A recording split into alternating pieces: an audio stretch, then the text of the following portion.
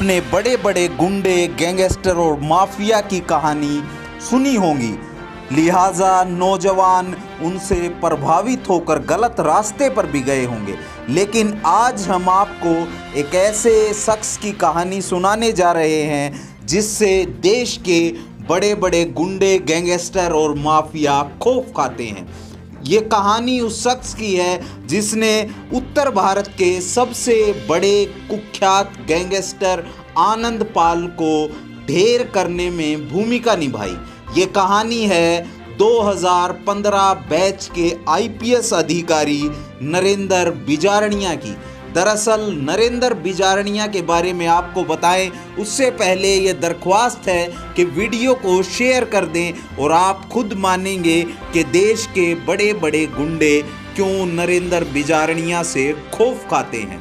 नरेंद्र बिजारणिया के बैकग्राउंड के बारे में आपको बता दें, नरेंद्र बिजारणिया का जन्म सीकर में 3 अगस्त 1984 को एक आम किसान परिवार में हुआ। नरेंद्र बिजारणिया बचपन से ही पुलिस अधिकारी बनने के शौकीन थे। कुछ सूत्रों से जब हमने बात की तो उन्होंने बताया कि जिस वक्त बच्चों के साथ वो चोर पुलिस खेलते थे तो उन्हें पुलिस का किरदार सबसे ज़्यादा भाता था, जिसके चलते वो 2015 में अपने उस असली किरदार में पहुंच गए।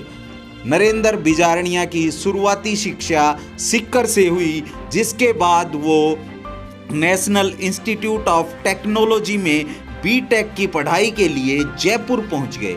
पढ़ाई जैसे ही पूरी की और उन्होंने नौकरियों की तलाश की। सबसे पहले 2011 में नरेंद्र बिजारणिया ने central excise and custom department में अच्छे पद पर नौकरी पाली, लेकिन उनका तो सपना था एक पुलिस अधिकारी बनने का। साथ के साथ नौकरी करते और आईपीएस और यूपीएससी की तैयारी शुरू कर दी। और अंत में वो दिन आया 2014 बैच में। 2014 में नरेंद्र बिजारणिया को ऑल इंडिया यूपीएससी में 503वां रैंक प्राप्त हुआ, जिसके बाद उन्हें हरियाणा कैडर सौंपा गया। हरियाणा में पहली ही पोस्टिंग एक ट्रेनी के रूप में सिरसा में हुई और यहाँ आते ही उन्हें दिखा दिया कि गुंडों की जो गुंडई है वो बर्दाश्त नहीं की जाएगी। और उनका सबसे बड़ा केस रहा आनंद पाल, उत्तर भारत और राजस्थान के बड़े गैंगस्टर को ढेर करने में निभाई गई उनकी भूमिका।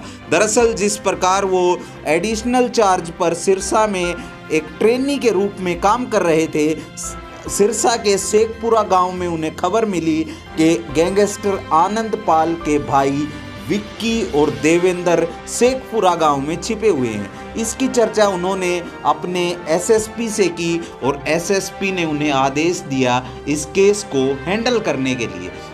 और तुरंत नरेंद्र बिजारणिया एक्शन में आए और उसके भाई विक्की और देवेंद्र को वहां से उठा लिया। और जिसके बाद आनंद पाल की पुख्ता लोकेशन प्राप्त की गई, जिसके बाद राजस्थान पुलिस के साथ एक साझा ऑपरेशन चलाया गया जिसमें आनंद पाल ढेर हो गया। और ये हो पाया आईपीएस नरेंद्र बिजारणिया की वजह से। आनंद पाल ने भी जवाबी कार्रवाई में 100 गोलियां दागी, जिनमें से 2 पुलिस वाले गंभीर रूप से घायल हुए, लेकिन नरेंद्र बिजारणिया की सूझबूझ से आनंद पाल वहीं पर ढेर हो गया और हरियाणा राजस्थान पुलिस को एक बड़ी सफलता मिली।